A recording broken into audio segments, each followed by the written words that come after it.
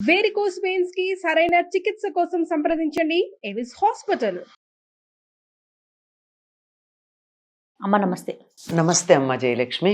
అమ్మ, ఉమ్, మన భారతీయులు అందరం కూడా, ఉమ్, భారతీయులమే కాదేమో ప్రపంచ దేశాల్లో ఉన్న ప్రతి ఒక్కరూ కూడా సీతమ్మ తల్లిని, ఉమ్, ఆమెకున్న ఓర్పు, ఉమ్, సహనం, ఉమ్, వీటికి ఉదాహరణ చెప్పాలంటే సీతమ్మ తల్లి అంటారు. ఉమ్, పాతివ్రత్యం గురించి ఉమ్.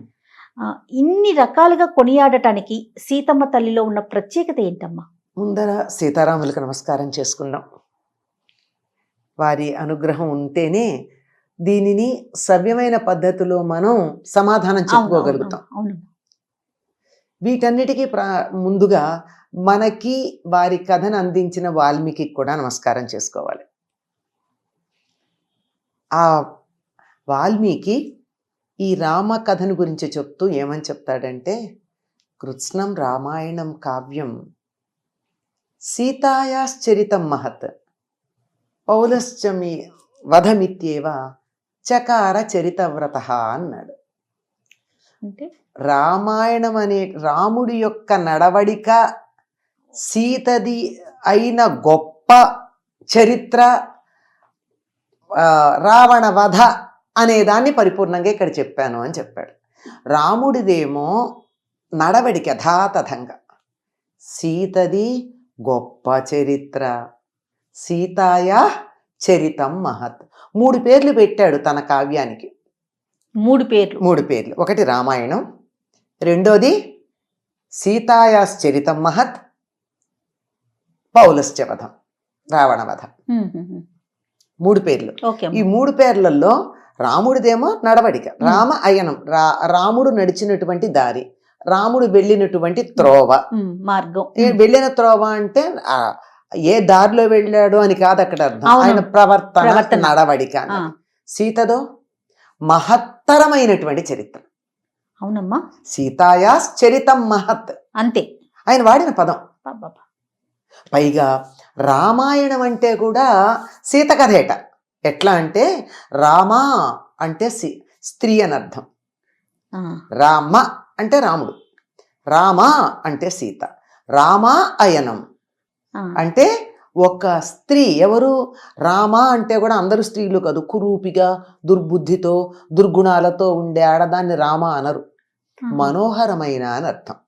రామ అంటే మనోహరం అంటే చూడ్డానికి బాగుండి లోపలంతా విషం ఉండి దుర్బుద్ధి దురాలోచనలో ఉంటే ఆవిడంటామా మనోహరం అని? అనలేం. కనుక మంచి ప్రవర్తన కలిగి, అందరినీ ఆకర్షించి అందరికీ సంతోషం కలిగించే అటువంటి ప్రవర్తన కలిగి, అంతటి చక్కనైన రూపం కలిగింది గనక రామ ఆవిడ. అటువంటి రామ అయనం. సీత ఎలా ఉన్నది, ఎలా నడిచింది, ఆవిడ ప్రవర్తన ఏమిటి? చరిత్ర అంటే ప్రవర్తన, క్యారెక్టర్ అని చెప్తూ ఉంటామే మనం. ఆ గొప్పదైన సీత యొక్క క్యారెక్టర్, అది ఆయన తన కావ్యానికి పెట్టుకున్నటువంటి పేరు. వాల్మీకి మొత్తం రామాయణం అంతా చదివి చూస్తే ఎందుకో వాల్మీకి దశరథుడికి కూడా సీత అంటేనే కొంచెం అభిమానం ఎక్కువ అనిపిస్తుంది. ఆ సందర్భాలు వచ్చినప్పుడు చెప్పుకుందాం ఎక్కడా అన్నది. కొద్దిగా అటుపక్కే వాళ్ళకి కాస్త అభిమానం ఎక్కువ ఉందా అనేటటువంటి ఆలోచన కలుగుతుంది రామాయణం చదువుతూ ఉంటే. అటువంటి చరిత్ర కలిగినటువంటిది. ఇందాకన్నారే, భారతీయులకి మాత్రమే కాదండి, యావత్ ప్రపంచంలోనూ ఒక స్త్రీ ఎట్లా ఉండాలి అంటే మొట్టమొదట చెప్పేటటువంటి ఉదాహరణ సీత. సీత వలే ఉండాలి, సీతలాగా ఉండడమే ఆదర్శప్రాయం. ఒకళ్ళు ఆదర్శప్రాయంగా ఉన్నారంటే ఏ లక్షణాలు ఉంటే ఆదర్శంగా ఉంటారమ్మా? ఎన్ని సుగుణాలు ఉండాలి, ప్రతి వాళ్ళు వాళ్ళ ధర్మాన్ని నిర్వర్తించాలి. అప్పుడు కదా మంచి అంటాం. ఎట్లా ఉండాలి? మొట్టమొదట ఒక ఆడపిల్ల అనుకుంది, సీత ఆడపిల్ల కదా. ఆడపిల్ల ఎప్పుడు ఉత్తమమైన ఆడపిల్లగా పరిగణించబడుతుంది అంటే చిన్నతనంలో కూతురుగా తల్లిదండ్రుల దగ్గర తన ధర్మాన్ని నిర్వర్తిస్తే. అవునా కదా? అవునమ్మా. ఒక కూతురుగా ఉత్తమమైనటువంటి కూతురు ఎట్లా ఉండాలో చూపించింది సీతాదేవి. వివాహమైన తర్వాత ఉత్తమమైన భార్య ఎలా ఉండాలో చూపించింది. పాతివ్రత్యం అన్న పదానికి కూడా లోకంలో ప్రస్తుతం ఉన్న అర్థం లేదప్పుడు. అప్పుడు తర్వాత చెప్తాం అసలు ఏమిటి పాతివ్రత్యం అంటే అని. ఓకే.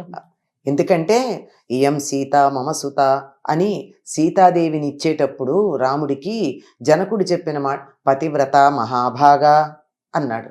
అప్పటికి పతివ్రత ఏమిటి? పెళ్లి కానమ్మాయి అంటే పతివ్రత అనే పదం ఈనాడు మనం అనుకుంటున్న అర్థంలో లేదు అని అర్థమైందా?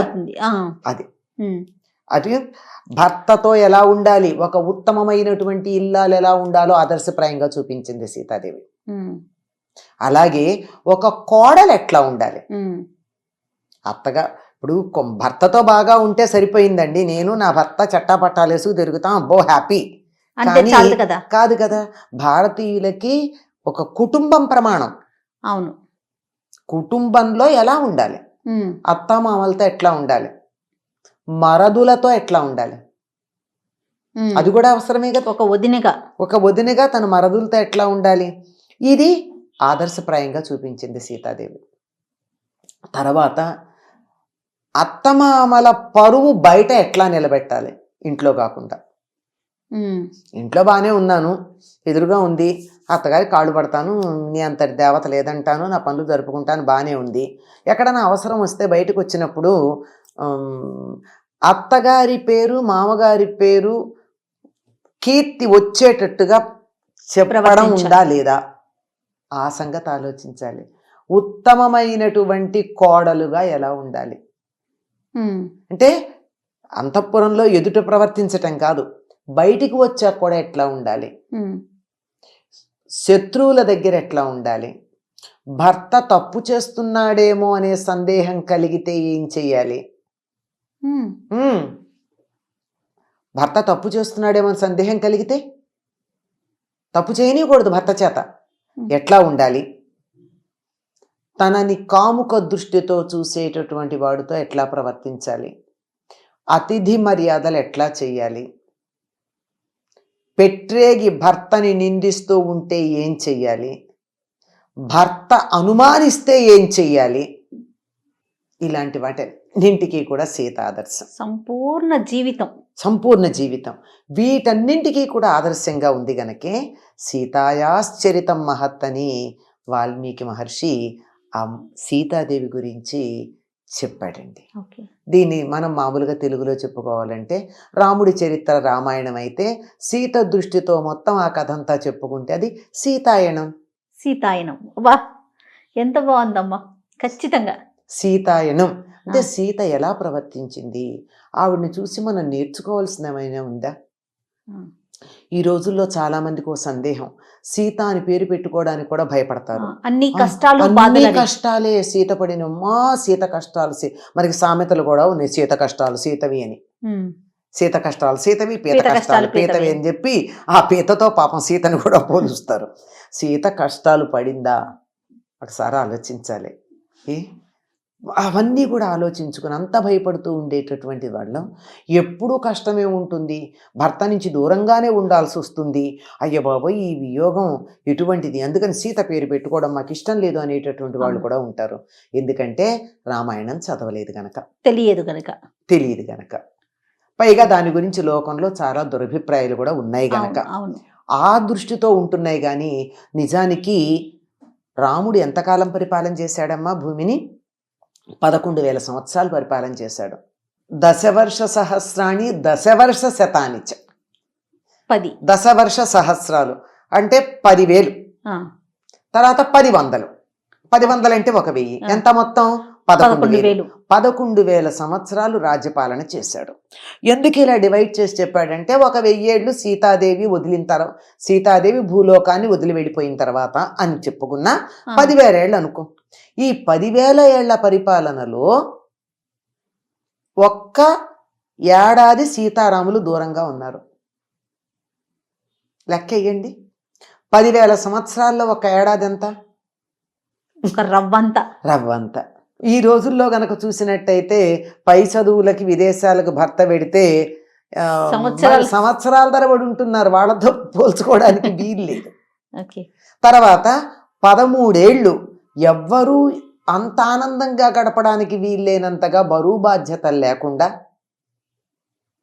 రాజ్యభారం లేదు, సంసార భారం లేదు. అవును. ఎటొచ్చి కొన్ని నియమాలు, ఋషుల నియమాలు పాటిస్తూ సీతారాములు ప్రకృతితో మమేకమైపోయి చెట్లని పుట్టల్ని చూసుకుంటూ ఆ సెలయేళ్లని ఆనందాన్ని చూస్తూ ఆ వన్యమృగాలతో సహజీవనం చేస్తూ వాటితో కలిసి అసలు ఏ రకమైనటువంటి బాధ్యత లేకుండా పెరిగారు, విహారం చేశారు.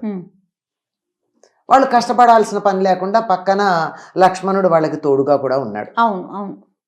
ఎంత హాయిగా గడిపారు, వాళ్ళకి కావలసినట్టు గడిపారు. ఏ చెట్టు చూడాలంటే ఆ చెట్టు చూశారు, ఏ పండు కావాలంటే ఆ పండు తెచ్చుకున్నారు. పైగా రాముడు ఒక మాట అంటాడు, యమున దాటి ఆ చిత్రకూటం వైపుకు వాళ్ళు వెడుతూ ఉన్నప్పుడు సీత ఆ దారిలో చూసి ఏదన్నా చెట్టును చూసి ఒక ఆకో ఒక పువ్వో ఒక పండో బాగుంది అంటే తెచ్చిపెట్టు అని చెప్తాడు, తన వెనకాల రక్షణగా వస్తూ.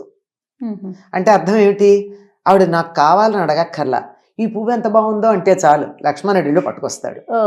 ఈ పండు భలే ఉంది ఇదేమిటిది అంటే చాలు వెళ్ళి లక్ష్మణుడు తెస్తాడు. వాల్మీకి రామాయణంలో చెప్తున్నా నేను, వేరేది కాదు. మరి అంతగా ఆనందంగా ప్రకృతితో మమేకమై గడిపారు వాళ్ళు 13 ఏళ్ళు. ఒక్క ఏడాది దూరంగా ఉన్నారు. నిజం చెప్పాలంటే దీక్షలో ఉంది సీతాదేవి. రాముడు గొల్లున ఏడ్చాడు. ఎలా రాముడు ఏడ్చినటువంటి ఏడుపు అమ్మా ప్రపంచంలో ఎవ్వరూ తన భార్య కోసం అలా ఏడవడు, అట్లా ఏడ్చాడు.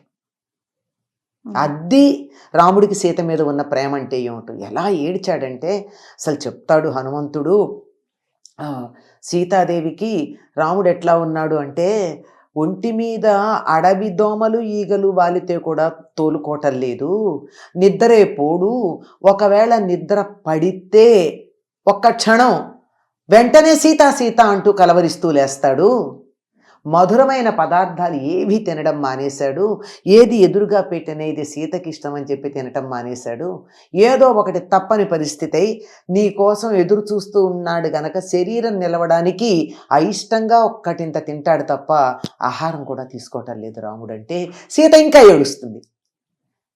నేను రాముడికి దూరం అయ్యానని బాధపడుతున్నాను, దానికి మించి రాముడు బాధపడుతున్నాడంటే నాకు ఇంకా ఎక్కువ బాధగా ఉందంటుంది.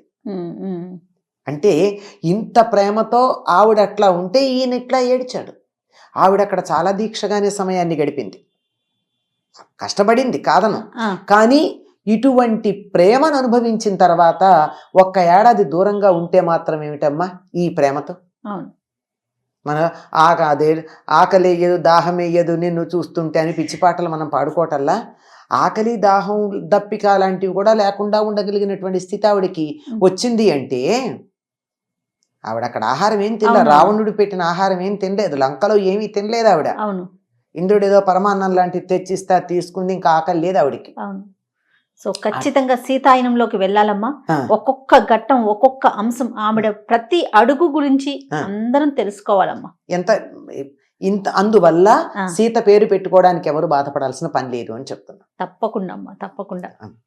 మరి మొదలు పెడదాం రాబోయే వీడియోల్లో, రాబోయే ఎపిసోడ్ లో ఒక్కొక్క ఘట్టాన్ని తీసుకుందామమ్మా. అలాగేనమ్మా. సీతాదేవి గురించి మా అందరికీ పరిచయం చేయండి. నేను కూడా అదృష్టంగా భావిస్తానమ్మా.